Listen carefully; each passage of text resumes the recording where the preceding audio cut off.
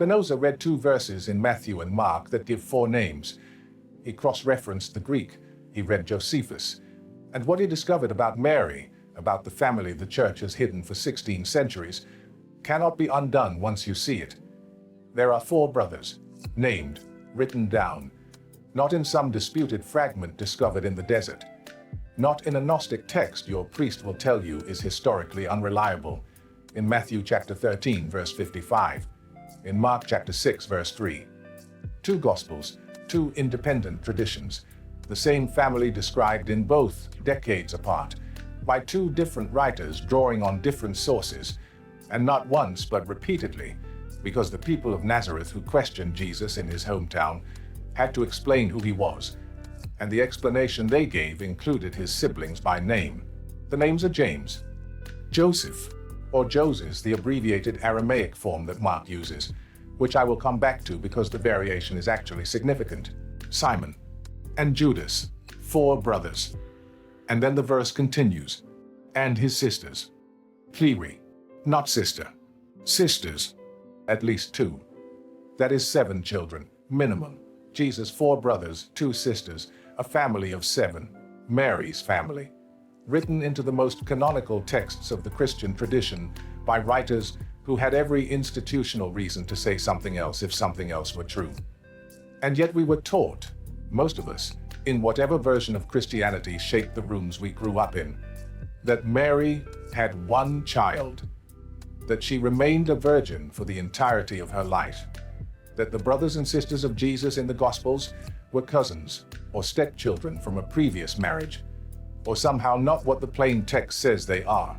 I want to show you how that happened, not as an attack on the faith of anyone who holds it, but because the mechanism of it, once visible, tells you something important about how doctrine works, about how a text can be entirely clear and a tradition can be powerful enough to make the clear seem ambiguous.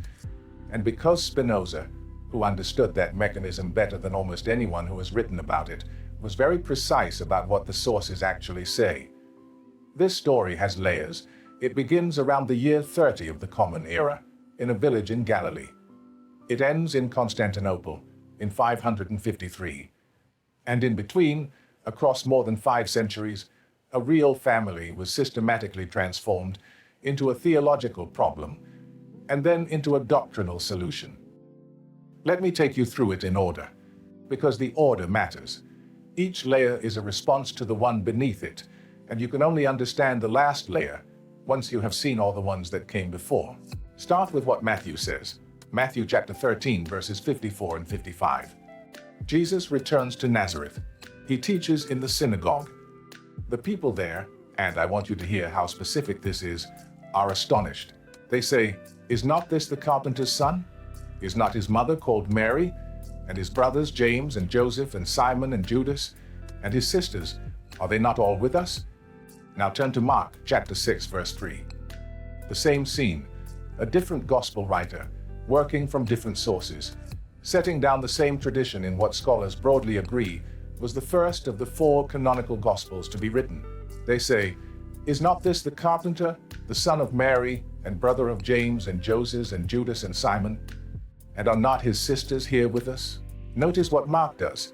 He changes Joseph to Joses. That is a small phonetic variation. Joses is the Aramaic diminutive, the informal version of the name. Matthew uses the formal Greek rendering Joseph. Mark uses the more vernacular Aramaic form. They are almost certainly the same person. And the fact that they vary here slightly, while agreeing on every other name, James, Simon, Judas, is actually evidence of independent sources rather than copying. 2 different writers, drawing on different oral traditions, both arriving at the same family. When 2 independent sources agree on the same detail through different pathways, the detail becomes stronger, not weaker. The variation is proof of independence, and the agreement beneath the variation is the substance of the claim. But I want to stop at the sisters for a moment, because the Gospels name the brothers but do not name the sisters. They say only sisters, plural, all with us, which means the community of Nazareth knew who these women were. They were present. They were known. The community did not need their names provided because they were standing there in the room. I spent a winter working through these passages more carefully than I had before. February, in Norwich, the light already retreating by mid-afternoon. I had Matthew and Mark open on the desk side by side, with Colossians chapter 4, verse 10 beside them. The mug of tea beside me went cold without my noticing. I was too absorbed in something that was happening in the vocabulary. The Gospels do not name the sisters, and yet a second-century document does. The Protevangelium of James, a text written roughly in the mid-2nd century, drawing on traditions that predate it by generations, provides two names for the sisters of Jesus, Maria and Salome. The document was eventually excluded from the canonical New Testament, which is itself a story worth noting. But what it preserves is not invention, it is community memory, the kind of detail that circulated in the early church, because people in the communities closest to the event still knew the names. The canonical Gospels did not record the sisters by name, because the first-century readers did not need to be introduced to them. The second-century document named them, because that memory was beginning to fade and someone wanted it written down. So we have 6 names: James, Joseph, Simon, Judas, Maria, Salome, plus Jesus, 7 children. And this is the minimum because the Greek says sisters without specifying how many. The family could have been larger. That is the first layer. The names were always there, written into the text, visible to anyone who read it without first deciding what it was permitted to say. But then comes the linguistic question, the question about a single Greek word. And once I show you what that question is, you will understand why everything that followed, the debates, the treatises, the councils, was inevitable. Here is what Spinoza did when he encountered a contested passage in Scripture. He went to the vocabulary, not the theology built around the passage, not the tradition that had accumulated over centuries of interpretation, the vocabulary itself. What word was chosen? What other words were available to the writer? Why would an educated author in first-century Greek choose this word rather than that one? Applied to the brothers of Jesus, the question is simple. Matthew and Mark both use the Greek word adelphos. What is the alternative? What would a first-century Greek writer use if they meant to say cousin rather than brother? The Greek has a word for cousin. It is anepsios. It appears in the New Testament precisely once, in Colossians chapter 4, verse 10, where the author describes Barnabas as the cousin of Mark, the anepsios of Mark, not the adelphos, the anepsios. Because the author wanted to say cousin, and Greek had the exact word, and so the exact word was used. This is not a complicated point. It is the kind of point that, once you see it seems so obvious you wonder how you never noticed it before. The language in which the Gospels were written had separate and distinct words for brother and cousin. The Evangelists were educated writers working in Koine Greek, the common literary Greek of the first-century Mediterranean world. They were not people who struggled for vocabulary. They knew the difference between adelphos and anepsios. They used adelphos for the family of Jesus, consistently, without qualification, without any of the hedging language a careful writer would include if they meant something other than the direct meaning of the word. And here is what makes this point genuinely significant, rather than just linguistically interesting. Jerome knew it. Jerome, the 4th century scholar, who would produce the Latin Vulgate Bible used by the Catholic Church for over 1,000 years. One of the greatest biblical philologists in Christian history, a man whose command of Greek and Hebrew and Aramaic was by any measure extraordinary. Jerome read these verses. He understood the adelphos argument. He knew exactly what Helvidius would say about it when Helvidius wrote his treatise in 383. And when Jerome composed his response, Adversus Helvidium, written in the same year, he did not engage with the Greek at all. Jerome did not argue that adelphos could mean cousin in Greek. He went instead to Hebrew and Aramaic precedent, arguing that the Semitic tradition used the equivalent of brother for a range of kinship relationships, and that the Greek writers of the New Testament were drawing on that Semitic heritage. It is, in its own terms, an argument worth hearing, but what it is not is a response to the actual vocabulary of the text. When the foremost biblical scholar of your era declines to engage with the most direct textual argument against his position, that is not an oversight. That is a deliberate choice.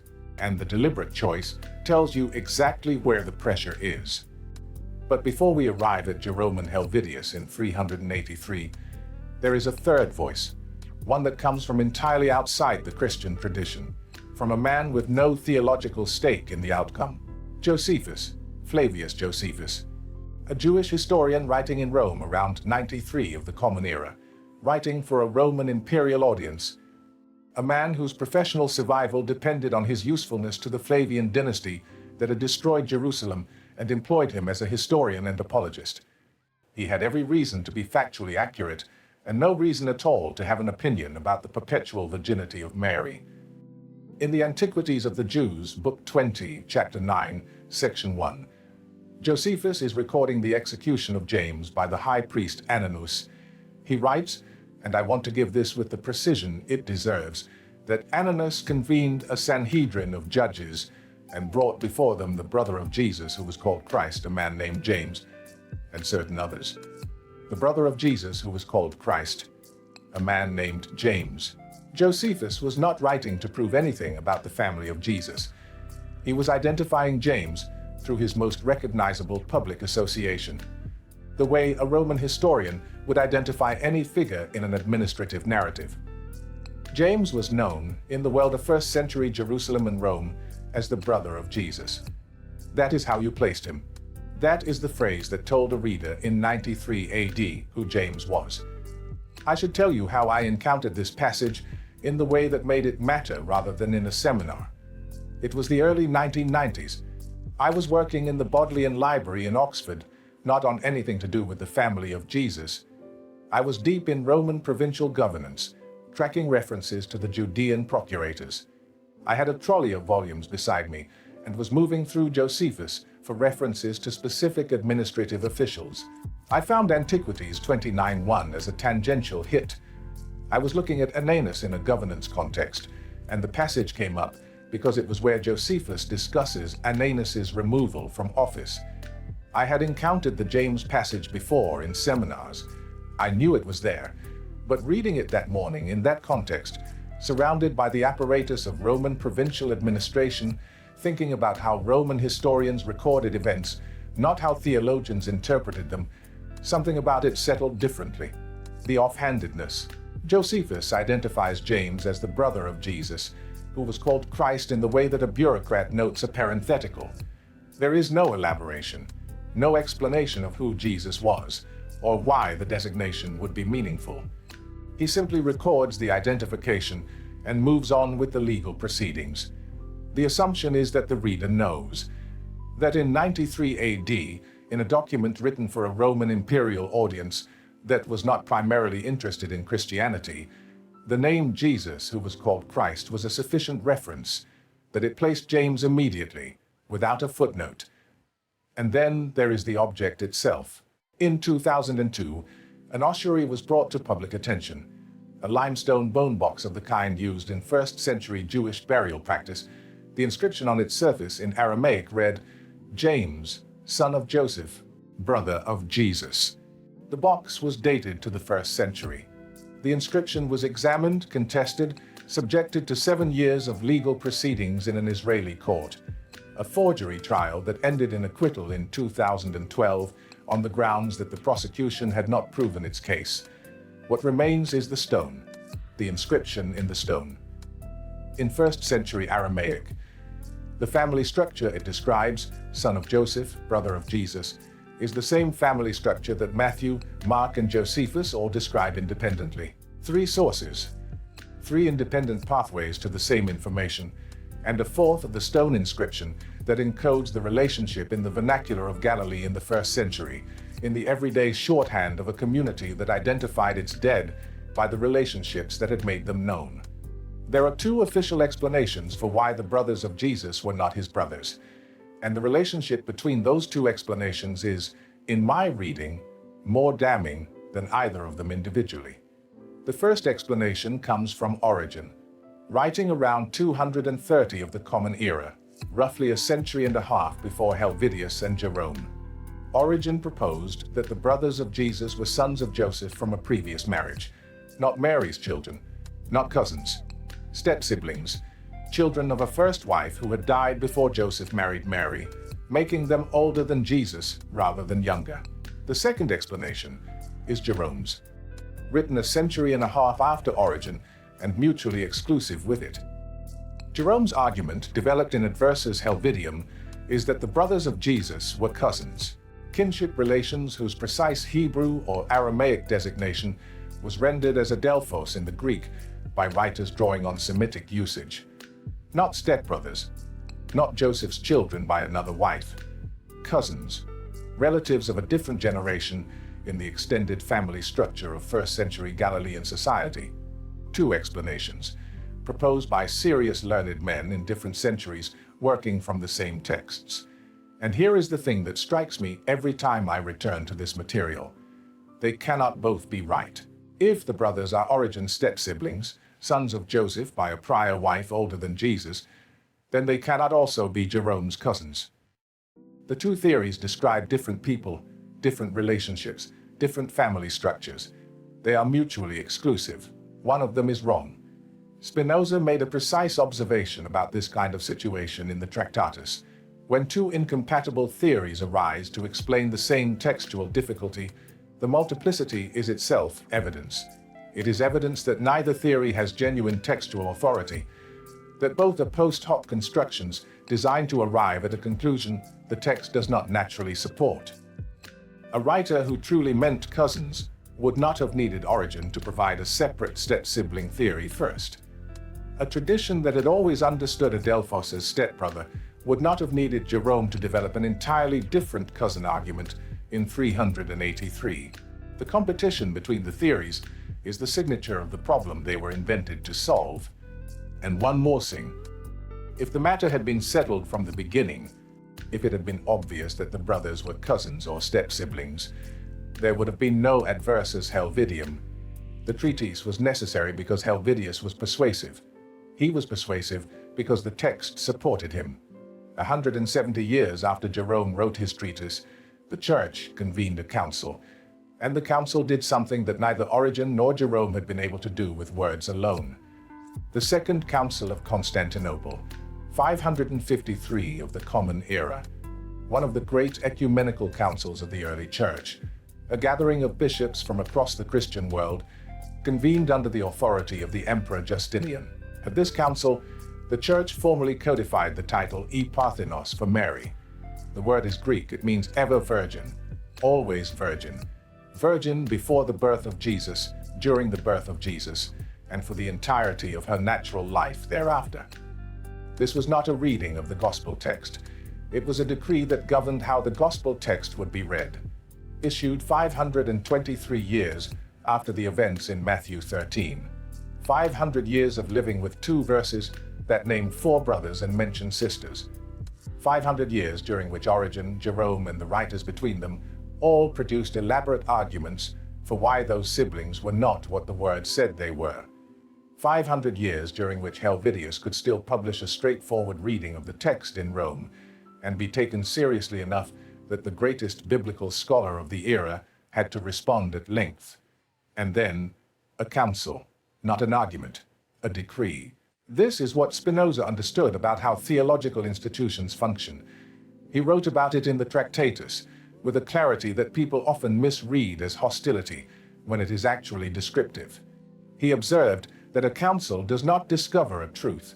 A council adjudicates a dispute that the available sources could not settle.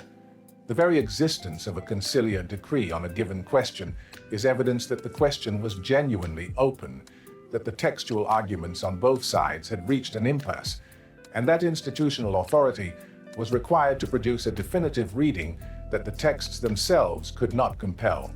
The ever-virgin decree of 553 did not emerge from Matthew and Mark. It was imposed upon them. And the texts themselves, the words of the people of Nazareth, the observation of Josephus, the inscription on the ossuary, continued to say what they had always said. The decree did not change the words, it changed the permission structure around reading them. I said something once that had a consequence I still live with, and it connects to this directly. In the mid-90s, the autumn, late October, one of those evenings when the light goes early and the damp settles into everything, I was asked to give a public talk at a parish hall in Norwich. One of the local clergy had invited me to speak on historical approaches to the New Testament. A general audience, not an academic one. The hall had those folding chairs that dig slightly into the back of your thighs, and the smell of slightly damp carpet that all English parish halls have once the summer has properly gone. My father's sister was there, Aunt Dorothy, a small, quiet woman in her late 60s, who had attended that particular church for over 40 years, and who had a devotion to Mary that many English Anglicans would have found unusual, but which I had always thought was entirely authentic to who she was. She put fresh flowers at the altar on a rota that had been hers since the 1960s. She had a small ceramic figure of Mary on the windowsill of her bedroom, and I had seen it there since I was a child. Her faith was not something she discussed, it was something she inhabited. She was sitting in the second row when I looked up. I worked through the material, the chronology, the Greek vocabulary, the competing theories, the Council of 553, and then I came to Matthew chapter 13, verse 55. I read it aloud.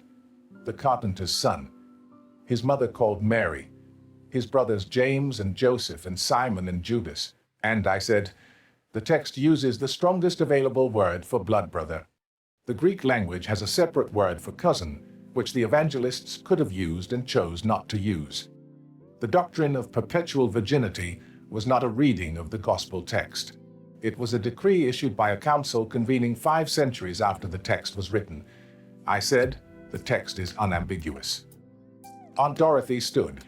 She gathered her coat from the back of her chair with the particular deliberateness of someone who has already decided something before they are ready to show it.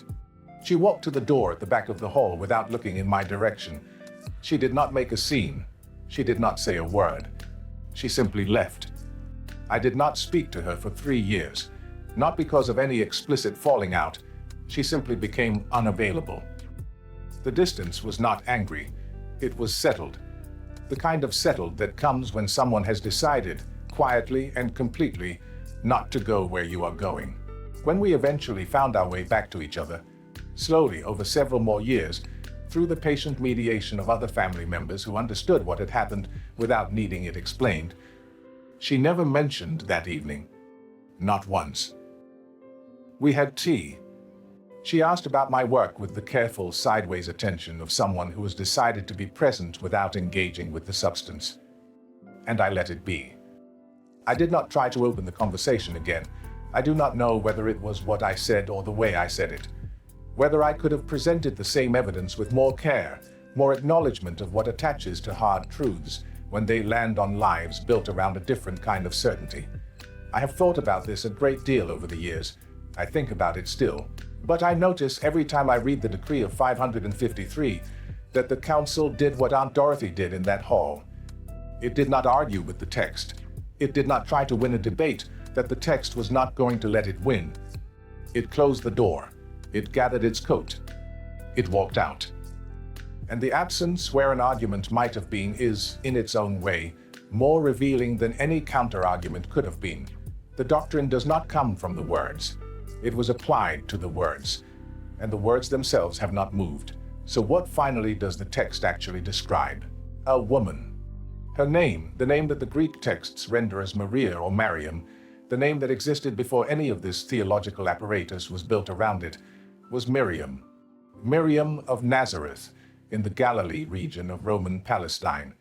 A Jewish woman of the 1st century, living in an occupied territory, in a world where Roman census officials recorded household compositions, and Josephus described family structures as though they were ordinary administrative data. She had children. The Gospels name 4 of them by name. The 2nd century tradition names 2 daughters. The people of Nazareth refer to all of them as though they were well known to the community, because they were. Her eldest son became the center of a movement. He was executed by Rome in Jerusalem, probably in the early 30s of the Common Era. What happened next is not what I am discussing today. What I am discussing is the family that survived him.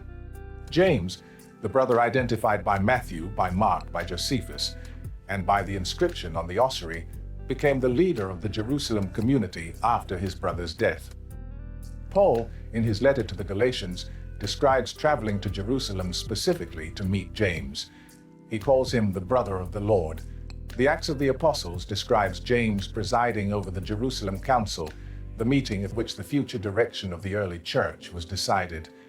For 30 years, the family of Jesus led the movement that Jesus had begun, the family that the doctrine of perpetual virginity transformed into a theological problem was, in historical reality, the founding family of the early church. The brothers were not peripheral followers. They were central figures. One of them led the community for 3 decades. One of them may have left a letter in the canon. And Miriam herself, their mother, Mary, lived through it all. She outlived her eldest son. She watched what his death became. She was, in every ordinary human sense, a woman with a full life and a full family, and the particular weight of having lost a child who had become something larger than himself. What Spinoza gives us, what his method, rigorously applied, returns to these texts, is not the diminishment of Mary as a significant figure. I want to be precise about that. The doctrinal construction did not make her more. It made her less. It removed her from the human world where she actually lived, the world of a Galilean household, of 7 children, of relationships and ordinary dailiness, and placed her in a theological category, a vessel, sealed, perpetually separate from the biological reality of a human life. And the mechanism of the replacement is visible now. We have traced it. 30 of the Common Era. The family exists. The Gospels document it. 93. Josephus records James as the brother of Jesus in a Roman administrative context. 230. Origen proposes the first alternative theory. 383. Jerome writes Adversus Helvidium because the plain reading of the text is still persuasive. 553. The council issues a decree because the arguments have not been enough. 5 centuries of responding to 2 verses in Matthew and Mark, because those 2 verses are still there. The people of Nazareth are still speaking. Is not his mother called Mary? And his brothers James and Joseph and Simon and Judas and his sisters, are they not all with us? The people who said those words were not making a theological claim. They were identifying a man through his family, in the ordinary, unremarkable way that ordinary people have always identified each other. They knew the mother, they knew the brothers. They mentioned the sisters because the sisters were right there, present in the community, known to everyone in the room. Spinoza read those verses and applied to them the only question he applied to any biblical text. What does this actually say? What it says is that Mary had 7 children, that their names are recoverable, partially, from multiple independent sources across 3 centuries, that one of them led the early church in Jerusalem, that a 1st century stone inscription in Aramaic confirms the family structure, that the doctrine which required all of this to be something other than what it is was not written in 30 AD. It was written in 553. The words have not changed, they never have. Is not this the carpenter's son? Is not his mother called Mary? And his brothers James and Joseph and Simon and Judas, and his sisters. The text does not need a decree to say what it says. It only needs someone willing to read it.